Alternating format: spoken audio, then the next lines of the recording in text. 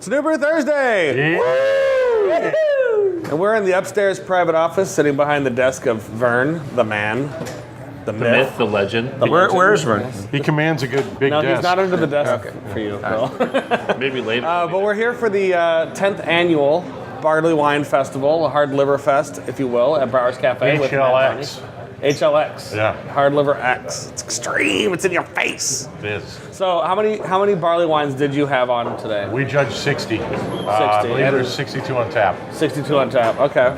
And we're with two of the final judges, Sean Paxton, the homebrew chef, Howdy. and this other guy that shows up on our show occasionally. Whatevs. Hey, everyone. Dr. Bill. Where'd you come from? So first of all, Matt, tell us a little bit about like what the point of the festival is, what inspired it, why you're doing it. Well, the true inspiration was Tornado.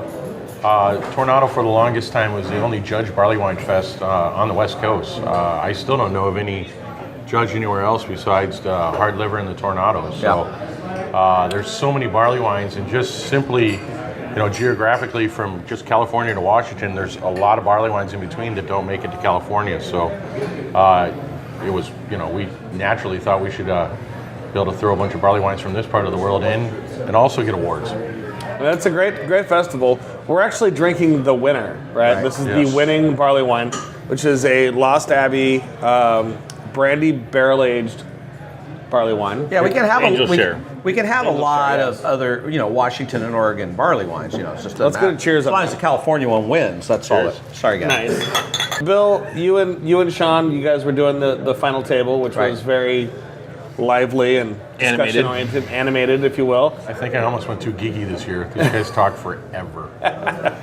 Talk a little bit about the process.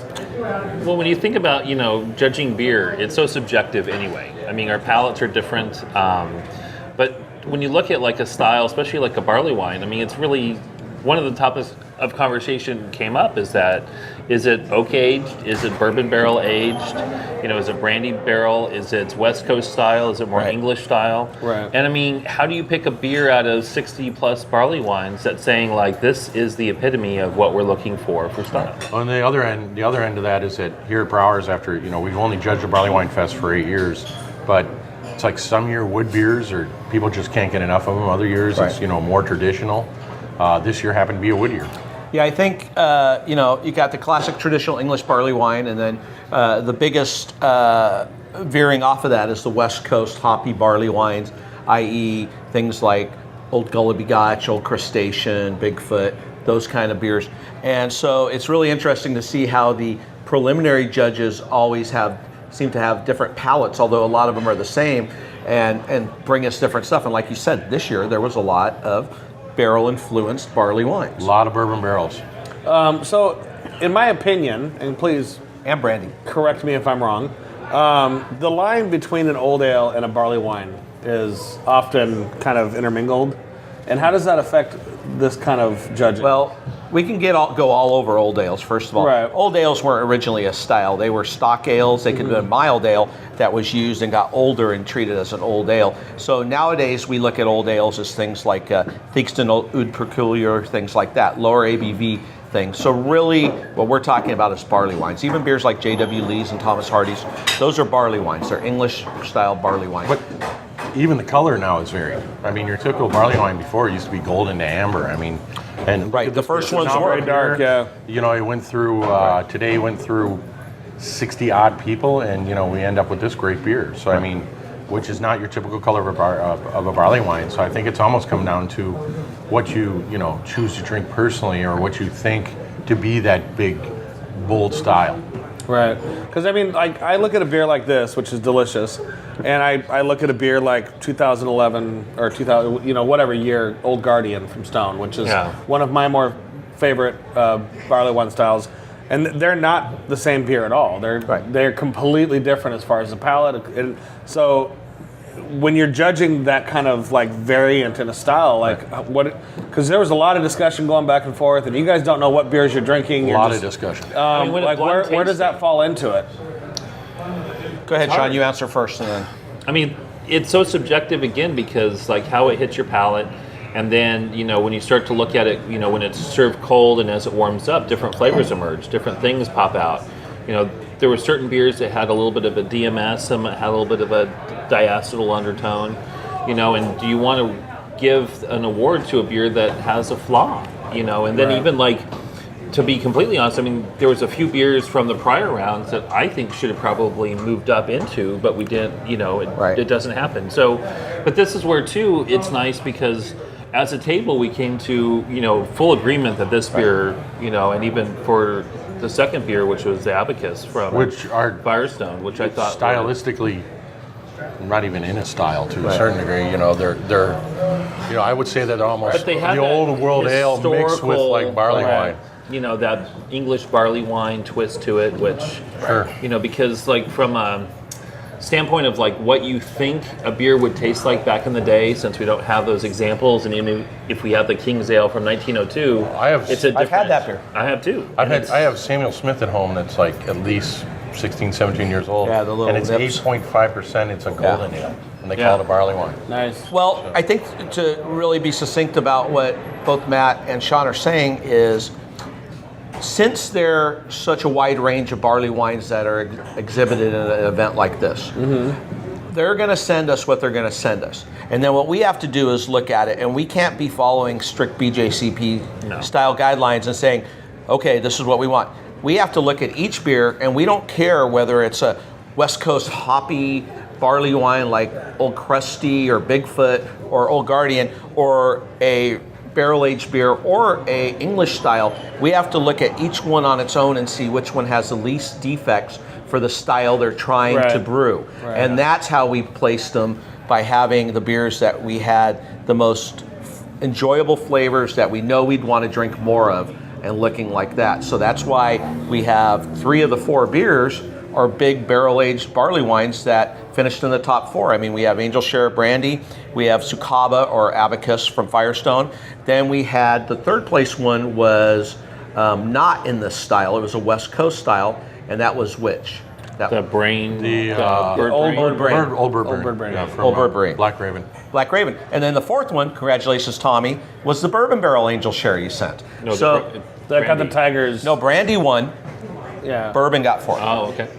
Yeah. And the Abacus got 2nd. Yes. So, so 3 of the 4 were that style, but they were stylistically spot on. All different colors. Yeah. All different colors, exactly.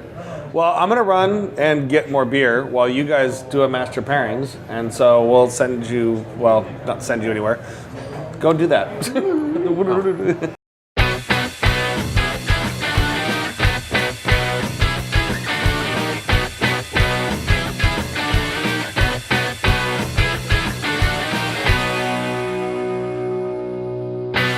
Hey everyone, welcome to another Master Pairings. I'm your host, Bill Sysak, known as Dr. Bill. Today we're sitting in the fabulous Brouwer's Cafe in the private room with Matt Bonney, and we also have Sean Paxton, the home brew chef. And it's March 3rd, I'm not supposed to talk about what day it is, but strangely enough, we have a big barley wine we're going to pair. It's called Abacus from Firestone Walker. It's 13%. It's barrel aged. And strangely enough, once again, we have a barley wine cheesecake with Chambord cherries. So I thought this would be a fun thing to do. What barley wine did you guys put in this? Do you know, Matt? I believe it was the Fremont Brewing Company Center of the Universe barley wine. It's very good. It's also our 7th anniversary beer. Nice. The cheesecake looks delicious. I think we should dig in and try it and see. But before we do that, let's have a cheers and have a little Abacus. This 4th glass here is for a fallen soldier, because no longer is it called Abacus, it's now called Sucaba. They had to change the name because a wonderful winery, ZD Winery, had been doing a Solera method Cabernet Sauvignon called Abacus for quite a few years. Great wine. Well over a decade. And so even though Abacus has been around for a few years now, they didn't want to have the same name. So what did they do? Something very quirky like we do in the craft beer community. They say their name backwards, so it's now Sucaba. So cheers, gentlemen. Yes. You're here. Ooh, big vanilla really nose. Wonderful beer. It's a blended barley wine, but it's definitely one of my favorite. Big We're at- not supposed to say anything. big at 13%. We're not supposed to say anything, but today is March 3rd, and Abacus took second today. So congratulations to In Matt something. Bonney. Just for some reason, we don't know why. Wow, big vanilla notes, little coconut, huge. I'm really enjoying it. Let's try it with the barley one. Well, what's interesting with this beer too is that it has a caramely sweetness, but it does dry off in the finish, which Right. I think is again a little bit of tannins from the wood, from the barrel aging, and it's so smooth. You know, there's a lot of heat to it. It's just this real mellow. You not gonna feed me, Bonnie? It's good. Next time I'll do the airplane. You know, actually, I'm more partial to the train, but you know. I wouldn't try this with a normal cheesecake. I wouldn't want this to be what I'd be looking for. I'd be looking for It's either... the creaminess, the Yeah. graham cracker crust. This has a huge depth of flavor, though. I'm really enjoying it. It makes it really Wow. rich, which the carbonation will cut through. Even though it doesn't look like there's carbonation, there's still carbonation going on in this beer. And once again, a wonderful pairing. With such a complex barley wine with the vanilla tones, it's got kind of on the edge of maybe some pitted fruits. So Yeah, a it little works plum. very well with the complexity. You know what I'm really Plum enjoying it fruit with with? an undertone Is I like the crust. Yeah. The crust is holding so much of the depth of the barley wine. Oh, thanks. And actually, the cherries really bring out that prune plum flavor. It's rich, it's big, it's bold, but It's not too the barley heavy wine either. is a nice complement. And But the barley wine and the cheesecake, it's a very nice light dessert. But this particular cheesecake, though, it's not too heavy. If anything, I think the beer being in it, it really does lighten it up a little bit, where it doesn't feel like, oh. yeah, it's not overly That slice dense. of nap, you Yeah, know? it's not overly dense. It is rich, but it's more complex. Exactly. And the And you- complexity is what really And you helps get both complexities of the barley wine and the cheesecake, because with the cheesecake in your mouth, the barley wine does cut through very nicely. And Yeah. it's nice too because the Chambord, which that black raspberry along with the cherries as a sauce, brings out that plummy, pruny kind of undertone in the beer, which I really. it. Yeah, you get those winter fruits, like you said, plum, prune, Yeah. fig, Sean all sounds those like he's things done this before. come really well together, and it's just really enjoyable. So I think, once again, very nice complementary pairing. Absolutely. I think, once again, as I've said many times, beer and food, there's nothing I can't pair, or that means you can't pair, because as long as you're willing to try new things, you can definitely do that. And beer, you can always do complementary. I really believe that. I mean, you can think do it works contrast. almost sometimes better because the Yeah. thing is that you bring out different flavors in the beer that I don't think always exist, and that's where I think because the beer is all about respecting the beer and the pairing. Exactly. And I think sometimes the contrast will actually bring out flavors that you don't necessarily want in the beer. Right. Because those aren't the primary flavors in the beer. And I think, especially with this cheesecake, the crust, you're right, it really brings out that kind of hint of almost a nutty, malty complexity there. You get the malt without a- ball, and you get this rich without the candied chocolate, walnut. yeah. Without the chocolate, you get this rich candied nut.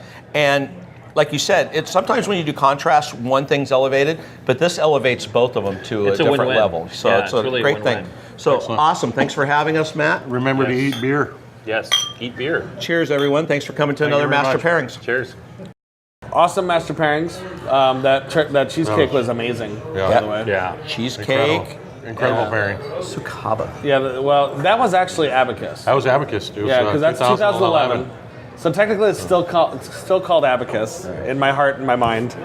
It'll always Much be like called Velvet Abacus. Merlin will always be Velvet Merkin to me. Absolutely. Long live the Merkin. Well, Velvet Merkin is barrel aged. Velvet Merlin is Now not. it is. But before, yeah. Anyway. Dork. So, geek. So while we were here, this is such an amazing fest. You guys get a lot of really cool beer geeks that show up for this, and a lot of them travel Rightfully for. so, by the way. Yeah, exactly. They travel long distances to come here. It's totally worth it. And we don't- People And are they've made a camped shop. out at front at Yeah, we 7 don't o'clock in the know morning. until 11, and some people out there at 8 a.m. sitting by the front door. Right. So we talked to a few of those people and a few others around about the place. Those weren't So homeless people when I came in. I thought. Maybe the guy in the kilt. I'm not sure. yeah, he was cool. I liked him. So go watch those for a Definitely clean second. to wear. We're here at Brouwer's Cafe for the 10th annual Barley Wine Festival with Erica, who is first in line. Yes. Woo! So what time did you get here? We got here at 7. All right. And how many? Is this your first time or? No, we've been here for the last, I don't know, 6 years? Right on, right on. So every time. Nice. So is that what possesses you? Is you got to be the first one in line, or what gets you up at 6:30 in the morning to get down here? So that we're first in line, so that we get our first pick of table, because we'll be here until like 5 or so, and you don't want to be standing in line for 3 hours and only get in for 2 and not get the good beers. Right on, right on. Well, it was great talking to you. Enjoy your time, and the festival's going to be awesome. What's your name? Giovanni. My friends call me Lou. Okay, Lou. So Lou, you're here in line at this nice gray Seattle morning. Like, what brings you out here today? Well, the great barley wine. You come first, then you know you get a taste of everything you might want. Right on, right on. So, is this your first year, or you've been here before? Yes, it is. A lot of people have been telling me to get here for the last 3 years. I finally made it. Right on. You local to the area then? Absolutely, 4 generations. How do you like the craft beer scene here in Seattle? Well, it's excellent. We have a lot of different spots, so this is one of the best. Right on. Yeah, there's Udburs and Bottle Works, and this is the best right here, and several other little haunts I can't name. Awesome. Well, thank you for taking some time, and enjoy the festival today. Thank you very much. All right, so we're here with one of the judges. What's your name again? Preston Wiesner. Preston Wiesner, nice to meet you again for the second year. See you again, yeah. So tell me a little bit about what you guys are doing today here for the Barley Wine Fest. Well, it's probably one of the premier barley wine festivals on the West Coast, excuse me. So we're all assembling here today to taste the wares. You know, some of them are benchmark beers, some are also local beers. So it's always good to sit down and see what the local offering is against whatever our benchmark beer would be. So. Right on. So tell me a little bit about what goes through your head when you're tasting a beer, especially for judging it. Like, what? Obviously, you have the normal criteria, but like, anything that goes on in your mind that when you're doing that? Yeah, I mean, I think every judge has got his own ideas, and certainly mine. You know, I'll let a little cat out of the bag. Foghorn's my benchmark beer, and it's not that I don't like the hoppy, barley wines, but that's my benchmark. When I think of barley wine, that's the one that comes up. So I think subjectively, thank God there's not any labels involved, but I'm always kind of place marking what I'm tasting against that for nose, aroma, finish. But that's just, that's a personal preference, and I think every judge probably, if you earmarked it, would say that. They have some preference that's their benchmark. Right on. So how many years have you been doing this for Browers? I've attended every year, some years as just a lucky consumer, but in the last, I think, 4 or 5, I've been asked to come over here and maybe help steward the relegation to what's considered, top flight. Right on. So this at least gets you in early enough so that you can find your spot later on too, right? Yeah, well, that's the best thing about some of these beers and some of the way the format's done here is that, I'll typically see a lot of the beer geeks, they'll get all 50, and they'll sit there with 4 or 5 friends for several hours, and everybody takes a little sip and makes their own little notes, and then they go back and visit the one they like. That's what I used to do. I would order all 50 at once and then just sit there and enjoy them. And, certainly others would stand out above, certain ones, but it's a great way to sit down and actually experience the day, as opposed to trying to have a full glass all the way through. You're not going to make it. So, tasting, water, pace yourself. It's a marathon, not a sprint. Right on. Well, thank you very much for taking some time. Enjoy the fest, and happy judging. Well, cheers to you. So we're back out in line again, and it's about, 9:30, and the line's getting a lot longer. Lots of people are getting crazy and getting ready to do this. With me is a couple of these beer geeks. Why don't you tell everybody your names? My name's Dan. My name's Kevin. And Dan, you do a Seattle beer kind of thing up here, right? So tell me a little bit about what you got going on. I follow what's new and cool around town on Seattle and just try to update all the other beer nerds around when, Arctic Devil just came out, kind of a thing. Just let everyone else know, hey, it's out, go get it, kind of thing. Right on. That's I wish I had somebody doing that for me. I always miss. I'm like, oh, that came out. Damn. All right. Yeah. So what are you looking forward to today? I'm looking forward to try this guy's beer from Driftwood Brewery. It's the only keg in the whole world. They made specifically for this event.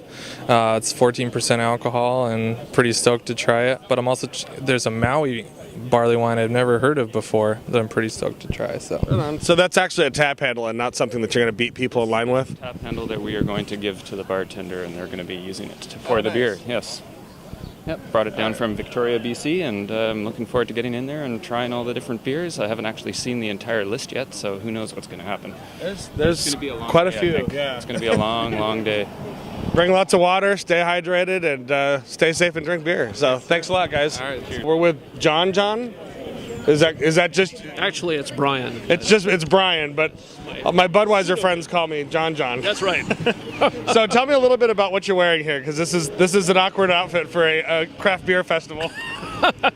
Well, I like the jacket. I found it at Value Village, and it's just nostalgic. It's got the older logo on it, and it's in pretty good shape. Hardcore vintage. And it seems to coordinate fairly nicely with the Royal Stewart. Nice. Today, so. Now, is that the name of your kilt or the name of? Oh. This is the name of one of the clans that I'm associated with. Okay. Yeah. Okay. Yes. Right on. So, I'm